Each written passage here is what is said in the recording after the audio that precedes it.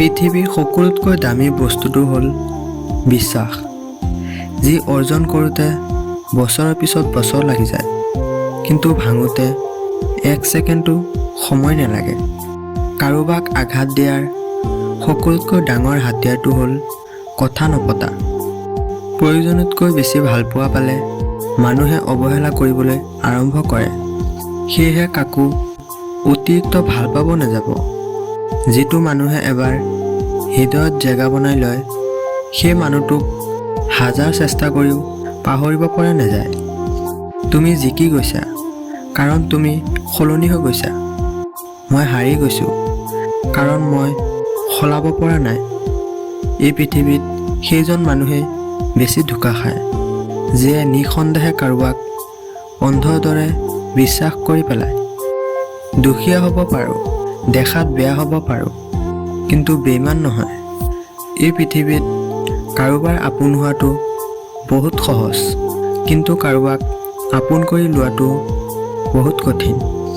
আমাৰ জীৱনটো বহুত সৰু, সেয়ে খং অভিমান কৰি সময় নষ্ট নকৰি হাঁহি ধেমালি থাকক।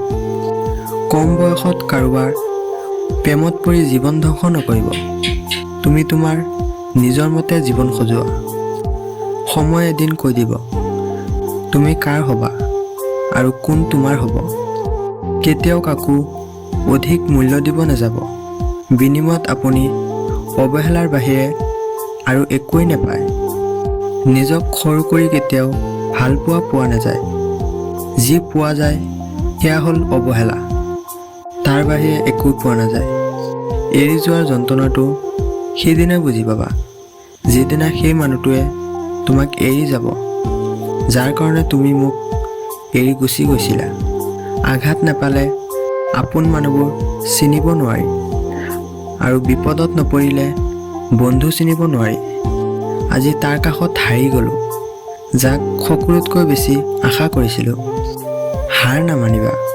আজিৰ দিনটো হয়তো বেয়া, অহাকালি হয়তো আৰু বেয়া হ'ব পাৰে, কিন্তু ইয়াৰ পিছত হয়তো ভাল দিন আহিব পাৰে। পৰিশ্ৰম কৰি যোৱা সফলতা কেতিয়াও তোমাক ধোকা নিদিয়ে।